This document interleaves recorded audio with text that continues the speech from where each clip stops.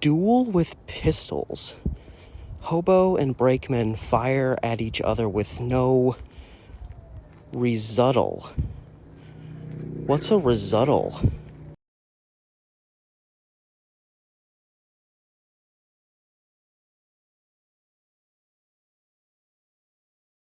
Boy, oh boy, those newspapers loved their typos. I find a lot of those in old newspapers, but it's not just that there's typos in all of these old newspapers, but it's that they're the exact same type of typo. It's hitting one letter before the other. And every so often, I'll find, it was also a very common thing in old newspapers for the first letter of the next word to appear at the start of the next word. So if like you wrote and the, you'd have an and then a D at the start of the. Those are the two most common typos I see, but the most common one I see is the mixing of two letters, which I understand. As a typist, I like to type a lot. I will sometimes hit one letter before the other because sometimes your fingers just keep going. So obviously rebuttal meant result. Anyway, hi everybody, it's Steve. It's a beautiful day outside. It is also April 21st, 2021, 4/21/21. Y'all know what that means. It's another day, and hence another story. So, you know, there's very few more stories other than the ones where a little thing will happen, a little inconvenience will happen, and then things just get out of control. Those stories are often the best. And for our sake, it's about 2:30 in the morning, Eugene, Oregon, April 21st, 1913. A train traveling north, passing through Eugene on its way up to Portland, briefly stops in a station there, and right before it takes off, or as it's taking off, one of the operators of the train notices 12 hobos, as they were called, you know, homeless guys, drifters, transients, whatever you want to call them, boys that just wanted to ride the rails. But yeah, 12 of them quickly slid under the cars. Seems rather dangerous, but they slipped under the cars and like grabbed a hold of the bars, some bars that ran underneath the train, and just held onto them underneath so that they would presumably just travel under with the trains and not get noticed. And you know, if their hands slipped, they'd get brutally killed. But you know, maybe these guys were experienced at this stuff. But again, as they're pulling out, you know, one of the operators sees this happening, so they stop again. It's set on Lincoln Street, wherever that is in Eugene. They pulled over and stopped. I don't know if they were supposed to stop, that was like a next place they were stopping at, or if it was explicitly they were stopping to get rid of these hobos, because the moment they stopped, these brakemen, I'm saying operators, but they were brakemen, leaped off of the train and ran down along the cars to you know, shoo off these hobos, you know, like they're rodents running around in their front yard. Get out of here, you sons of bitches.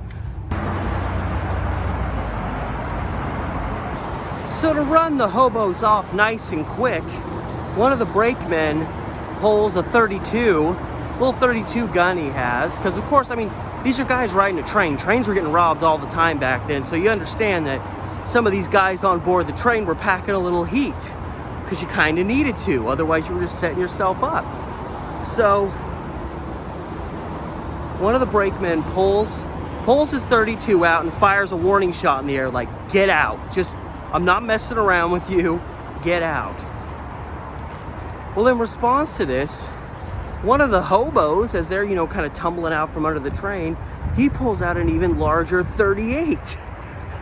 I don't know why, that doesn't look like a gun at all. That does. He pulls out a 38 that's larger in size, and he starts firing at the brakeman. So the brakeman reacts like, holy crap, now I have to start shooting. And just, they both are just firing in opposite directions. And there's a bunch of people here. There's at least 3 brakemen. There's 12 hobos. There's 15 guys there. 13 of them are scattering in various directions, not knowing what the F is going on. Both the hobo and the brakeman completely empty their guns at each other, just bullets echoing in the night. Nobody gets hit. Not one single shot hits anyone. The hobos scatter. The brakemen scatter. The local police, they don't even need to be called because they hear these bullets just echoing in the night sky, and they quickly rush to the scene of where all this was going on. And all they see is a couple of brakemen climbing onto their train and beginning to depart from the area. It looks like nothing happened. And it appeared that all of the hobos had just bailed. They were like, I didn't sign up for this, and they just all split. It was theorized, although not, proven, that the main hobo who was carrying the 38 may have crept onto the train at some point. I don't know.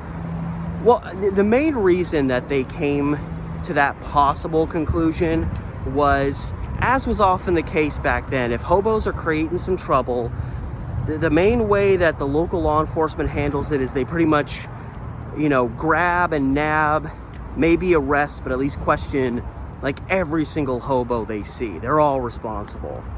And none of the hobos that they found in town or in that general vicinity were carrying a gun.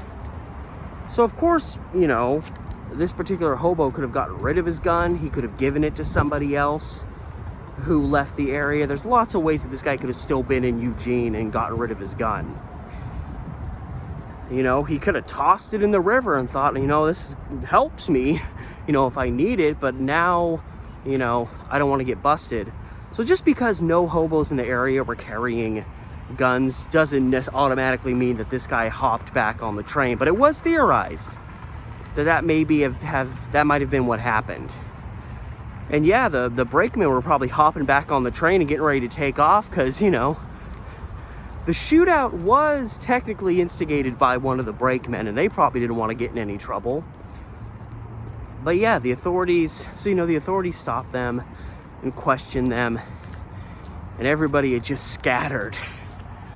And so, of course, all of these other hobos in the Eugene area that were apprehended, they all denied any involvement, any knowledge that these events had transpired. And I'm willing to bet, since there was 12 of them there, I'm willing to bet at least a couple of these guys were lying. But, what are you gonna do?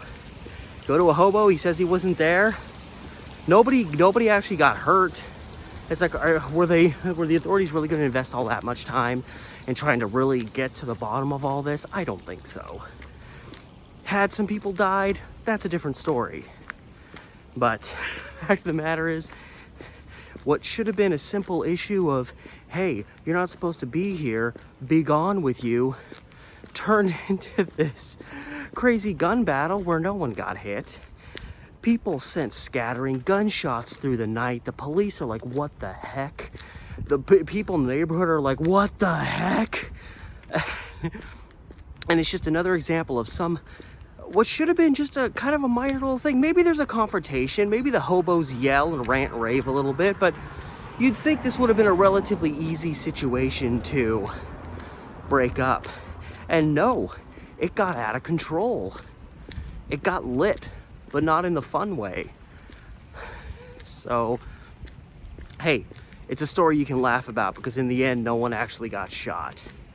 I think that's the moral. If there's guns involved in a story and no one actually gets shot, usually it's going to be a funny story in the aftermath. So I'd like to thank you guys so much for joining me for today's story. Another example of how things can get wildly out of hand.